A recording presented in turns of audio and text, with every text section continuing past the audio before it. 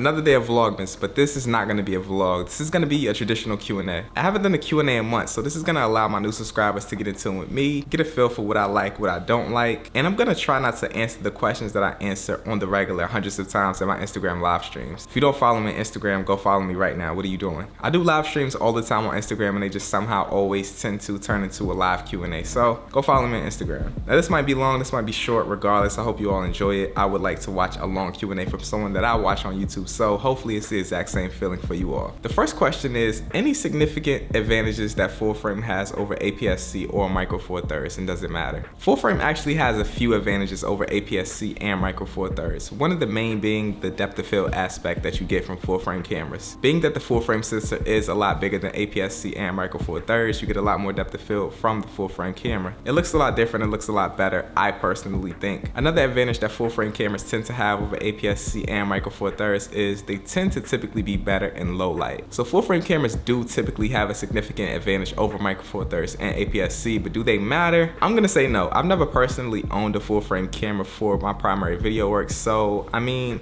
you can really kill it on anything, APS-C, Micro Four Thirds, full frame. But to answer your question, yes, it has advantages. The next question is, you have 3 artists to do music videos for and you're forced to retire. Who do you pick on your bucket list and why? This is a really interesting question. The first person that I'm gonna have to shoot a music video for is Jay-Z. I love the culture of hip hop, and like Jay-Z is at like the top of the list for me personally. So he's the GOAT, I gotta shoot a video for Jay-Z. Next person is gonna have to be Wayne, Lil Wayne. I grew up on Wayne. Wayne is like the greatest rapper of my generation that I feel. Judge him on his past though, not on his present skill. Past, Wayne's the GOAT for me, like definitely. Gotta shoot a video for Wayne. And the last and final person that I'm gonna have to shoot a video for is Travis Scott. I feel like Travis Scott is like the innovator for this generation. I feel like a lot of the sounds and like weird and like different aspect of these artists nowadays is coming from Travis Scott. I love his music, I love his weirdness. Even the GOATs like Kanye West has taken a lot of inspiration from Travis Scott on that whole Yeezus album, and even a lot of the recent stuff he's been doing. Next question is, if you could shoot in only one lens with fixed length, what would it be? If I could only shoot one focal length with one lens, give me the Sigma 35mm f1.4 and I'm good. I love 35mm as a focal length, even on Micro Four Thirds and full frame. I feel like 35 is like perfect for me. I love the way 35 looks. You give me a 35 prime, I'm good. The next question is, what do you make of the current trend of rap videos being super trippy and druggy?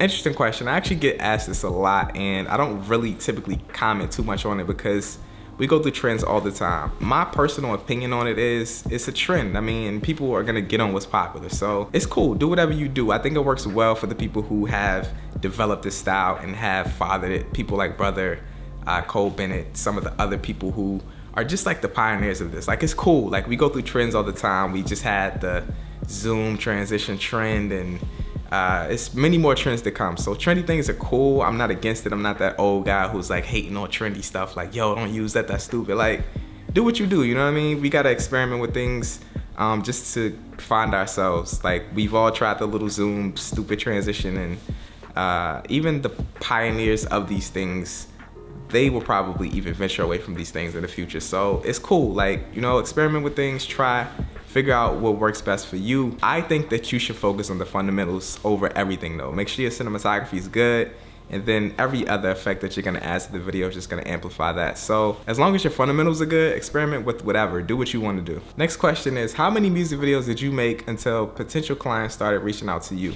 So me, the amount of free videos that I probably did before I actually started getting paid for them was probably around 3 or 4. My brother's a musician. I shoot pretty much all of his music videos, so we were just having fun with it, and one of his musician guys reached out to me to shoot the video. So probably around 3 or 4 free videos before I finally got paid my first gig. The next question is, how would you know that you're ready for a gig that you've never done before? For instance, if you're used to doing weddings and you get hired to shoot a commercial, is there anything one can look at and determine whether you're ready for a new type of work? Thanks, bro, RSA. So my tip on getting into new work is to do a few projects for free. Now, if I primarily wanted to dive into weddings, I would reach out to people who were having weddings, and I would just try to do the weddings for free. Try to build up a real portfolio of work that I can show people that I can actually do the work. I'm not against taking on projects that I've never done. It's like inside of you to know your potential and what you actually can do. So if you really think that you can do it, go for it. But me, I would say just take on some free projects in that field. That way you have something to show other people who are going to potentially inquire about those types of projects. The next question is, what would you say is the number one most important thing to focus on for someone getting into videography and editing? The most important thing that I personally think that you should focus on is just having fun and creating good stuff. A lot of people get caught up in the money aspect of it, and money is not the end goal with any of this. As long as you're having fun and you're actually producing good content, people should reach out to you to get projects done. So focus on doing something really good, something that makes you happy, and the clientele will come. They'll want what you're doing. People see cool stuff, they want to pay for it. So just focus on doing cool stuff and having fun. The next question is S-Log 2 or S-Log 3? I'm gonna say S-Log 2 only because I've never really experimented with S-Log 3 at all. The next question is, would you still recommend a DJI Ronin M today as gimbal technology has improved so much? I'm gonna say yes, and the reason that I'm gonna say that is, regardless of how many other gimbals that I've tried in my day, I always revert back to the DJI Ronin M because, I don't know, I'm just used to it. I like the weight of it. I like the simplicity of the application. I love how you can tweak the motors to how you like to use it. I just feel like I don't know, it's an amazing product. Definitely, I would still recommend it. The next question is, did you finish college? No, I still have around 18 credits to get that associate's that I was going to school for. So maybe later down the line, maybe not, I don't know. The next question is advantages/disadvantages of shooting all footage in 60 frames per second. The one benefit of shooting your entire project in 60 frames per second is you have the ability to speed it up to get it back to real time if that's what you want to do in post. The one negative of this is typically a lot of cameras in this day and age, if you're filming 60 frames per second, the quality is a little bit less than shooting in 24 frames per second. So you might have the ability to speed the footage up in post, but you might be copping out on a little bit of quality that you could have had while using 24 frames per second. The next question is, in terms of posting an artist's video on your YouTube page, what type of agreement do you have with the artist?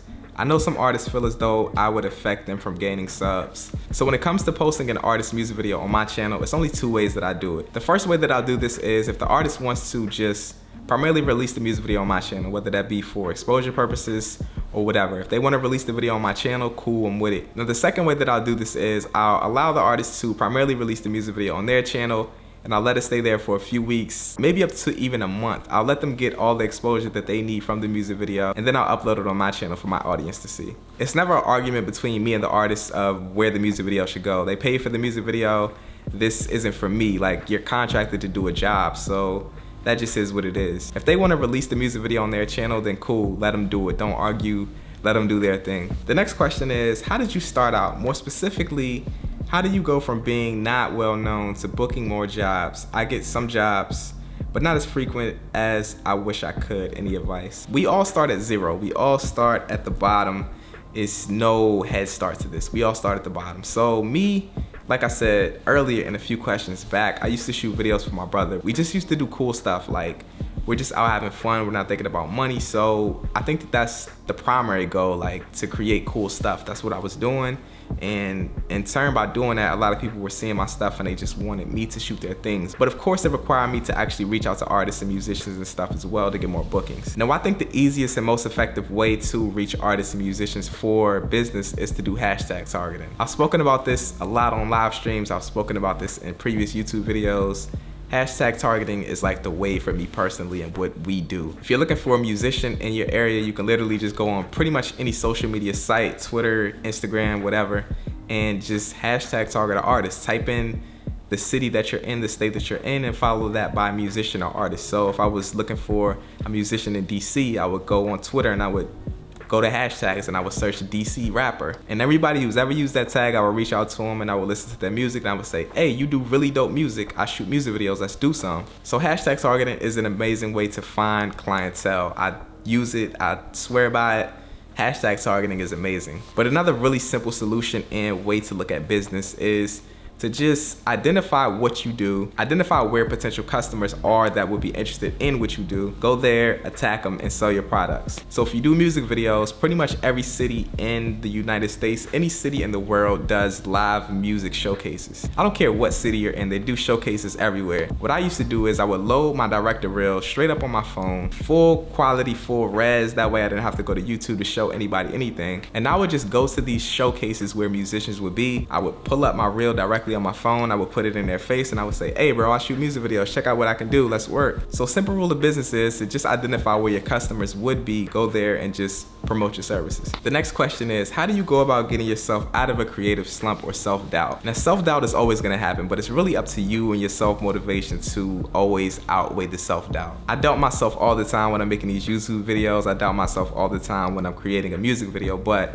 I know in the back of my head that what I'm doing is good, and it really doesn't matter what anybody else is gonna tell me. Whatever I wanna do, I'm gonna do it. As far as creative slumps, if I'm not really feeling what I'm doing, I will literally just stop what I'm doing and I will go watch Netflix. Now I know that sounds super crazy, but I get tons of inspiration from watching Netflix, TV shows, movies, the way they shoot things, the way they color things.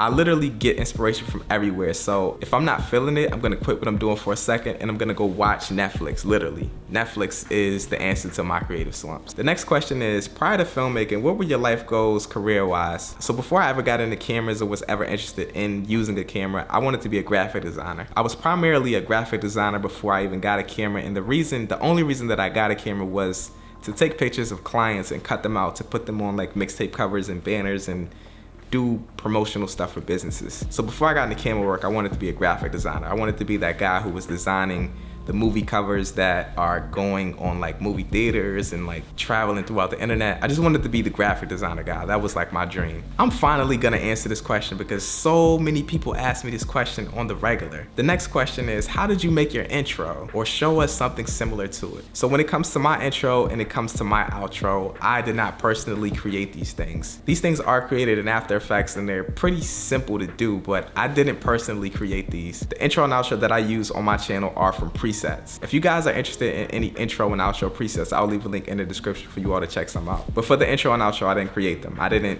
make those, I didn't sit down. It would take me a ton of time. I could do it. I'm a little knowledgeable in After Effects, but I would rather just pay the money and just get the preset and just put it together. The next question is, thoughts on the A7R III for video? This is a really good question because a lot of people have this misconception that since I left Sony, I hate Sony or I think Sony's a bad cameras. My thoughts on the A7R III just in general aside from video is I feel like the A7R III is probably one of the best all-around cameras, looking at it on paper anyways. It's always best to try a camera out to determine if it's good for you, but just looking at the spec sheet, it really seems like a really great all-around camera. I made a video like months back where I was talking about the 5D Mark III and people thought I was nuts for liking that camera, but when I say all-around, I'm talking about in the photography field and in the video field. I feel like those two cameras really balance out and they just are gonna be great options for people who are primarily interested in video and photography. So the A7R III looks like a really dope cop. The next question is, have you ever used Canon cameras? If so, what's your take on it? Yeah, I actually started on Canon just like a lot of other people. Now, my opinions on Canon